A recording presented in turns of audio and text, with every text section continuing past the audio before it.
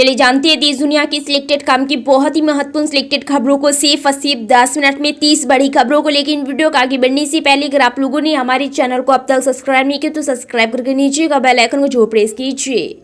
उत्तर प्रदेश के मुख्यमंत्री योगी आदित्यनाथ और केंद्रीय सड़क परिवहन एवं राजमार्ग मंत्री नितिन गडकरी के बीच बैठक में उत्तर प्रदेश में सड़कों के जाल बिछाने को लेकर बड़ी चर्चा हुई है। इस बैठक में नितिन गडकरी ने अधिकारियों को निर्देशित किया है कि महबूबी के लिए बढ़ रहे राष्ट्रीय राजमार्ग, बाईपास, इनर रिंग रोड और पुल के जितने भी काम बचे हैं वो हर हाल में 25 दिसंबर तक पूरा कर लिया जाए।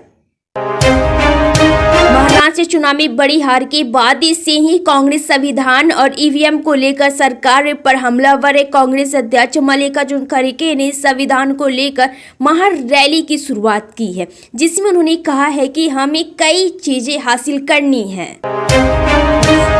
इंदौर में राष्ट्रीय एड्स नियंत्रण संगठन NACO के कार्यक्रम में शामिल होने पहुंचे केंद्रीय स्वास्थ्य एवं परिवहन कल्याण मंत्री और भाजपा के राष्ट्रीय अध्यक्ष JP नड्डा ने एड्स पर खुलासा चर्चा करने की अपील की है। उन्होंने कहा है कि एड्स के बारे में बातें करने में किसी को संकोच नहीं करना चाहिए।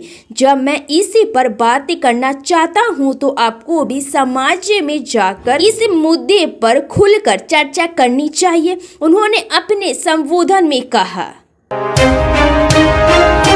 आम आदमी पार्टी की आप राज्यसभा सांसद स्वाति मालीवाल ने अरविंद केजरीवाल पर कथित तौर पर पानी फेंके जाने की घटना का जिक्र करते हुए उन्हें घेरा है। स्वाति मालीवाल ने कहा है कि केजरीवाल 2 राज्यों की Z+ सुरक्षा लेके घूमते हैं और किसी ने पानी फेंक दिया तो डर से उनकी रात की नींद उड़ गई।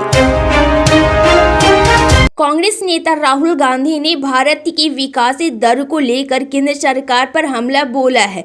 इसके साथ साथ उन्होंने वो ट्रिक भी बताया कि आखिर देश की अर्थव्यवस्था कैसे तेजी से आगे बढ़ेगी और इसके लिए सरकार को क्या करना होगा। नोएडा और ग्रेटर नोएडा औद्योगिक विकास में नई कीर्तिमान रच रहे हैं। अब तो इसमें यमुना विकास प्राधिकरण भी शामिल हो गया है। जेवन इंटरनेशनल एयरपोर्ट के चालू होने के बाद इस क्षेत्र को विकास के पंख लग जाएंगे। जिस तरह कई देश इस क्षेत्र में निवेश और कारपोरेट ऑफिस को लेकर इंटरेस्ट है, उसके मद्देनजर संभव है कि आने वाले कुछ वर्ष में जेवर के आस पास का इलाका देश दुनिया के सबसे पसंदीदा निवेश में शुमार हो जाए। मोस्ट अवांटेड फिल्म पुष्पा 2 की रिलीज में अब बस 4 दिन ही बचे हैं। ऐसे में फैंस इस फिल्म को लेकर बेहद एक्साइटेड है और हर कोई बस फिल्म के रिलीज होने का इंतजार कर रहा है। लेकिन अब ऐसा लग रहा है कि फिल्म की रिलीज का सीधा असर दर्शकों की जेब पर पड़ने वाला है। अब पुष्पा 2 की टिकट इतनी महंगी हो गई है तो जाहिर सी बात होगी कि लोगों को इसके लिए मोटी रकम देनी होगी। केंद्रीय स्वास्थ्य परिवहन कल्याण मंत्री JP नड्डा ने वर्ष 2030 तक एड्स के खत्मे के सतत विकास लक्ष्य के प्रति भारत की तेज प्रगति का ब्यौरा देते हुए बताया कि देश में एड्स से जुड़ी मौतों में 79% की कमी आई है, जबकि इस बीमारी के नए मामले 44% घटे हैं। आम आदमी पार्टी आपके राष्ट्रीय संयोजक अरविंद केजरीवाल ने यहां कानून व्यवस्था के मुद्दे पर कथित निष्क्रियता के लिए भारतीय जनता पार्टी भाजपा नेता केंद्र सरकार पर निशाना साधते हुए दावा किया है कि अपराधियों के खिलाफ कार्रवाई करने के बजाय 30 नवंबर को मालवीय नगर में उनकी पदयात्रा के दौरान उन पर हमला कराया गया। महाराष्ट्र में विधानसभा चुनाव के नतीजों की घोषणा के बाद दूसरे हफ्ते शुरू होने के बाद भी सस्पेंस जारी है। हाल ही में हुए महाराष्ट्र विधानसभा चुनाव महायुक्त की जबरदस्त जीत हुई है। सूत्रों ने बताया है कि कार्यवाहक मुख्यमंत्री एकनाथ शिंदे ठाणे से लौटेंगे। दिल्ली में कांग्रेस अध्यक्ष मल्लिकार्जुन खड़गे ने बीजेपी पर निशाना साधते हुए कहा है कि वे हमारी एकता को तोड़ने में कोई कोर कसर नहीं छोड़ रहे हैं। वे आम आदमी को पीछे छोड़ देते हैं क्योंकि उन्हें आम आदमी से नफरत है। हमारी लड़ाई इसी नफरत के खिलाफ है और इसके लिए राजनीतिक शक्ति जरूरी है। अगर किसी चीज को हासिल करना है तो यूनिटी चाहिए। संभल में हुई हिंसा को लेकर विपक्षी दल उत्तर प्रदेश सरकार पर हमलावर है। कांग्रेस राष्ट्रीय अध्यक्ष मल्लिकार्जुन खड़गे ने कहा कि कांग्रेसी का एक प्रतिनिधित्व मंडल संभल में लोगों से मिलने जाएंगे, जिससे पहले समाजवादी पार्टी के प्रतिनिधित्व मंडल ने संभल जाने की कोशिश की थी, जिसे पुलिस ने रोक दिया था।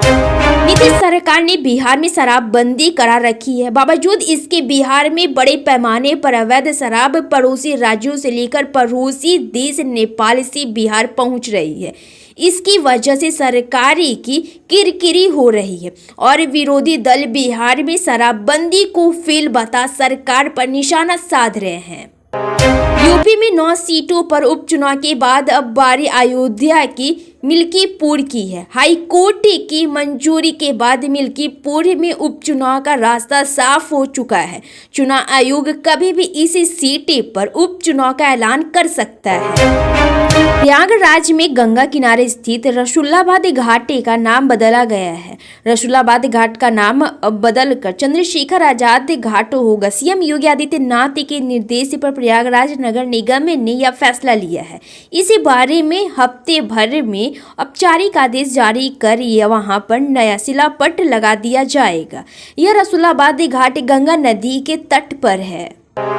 महाराष्ट्र में महायुति के नए मुख्यमंत्री चुनने की जुगत के बीच एकनाथ शिंदे कुछ दिन के लिए गांव चले गए थे। इसी बीच राजनीतिक गलियारों में हल्ला हो गया था कि शिवसेना प्रमुख कुछ बड़ी रणनीति तैयार कर रहे हैं। संयुक्त राष्ट्र के आंकड़े के मुताबिक भारत विश्व में सबसे अधिक आबादी वाला देश है, जिसकी जनसंख्या 2024 में लगभग 1.45 अरब हो चुकी है। हालांकि पिछले कुछ दशकों में देश में जनसंख्या वृद्धि दर में गिरावट दर्ज की गई है।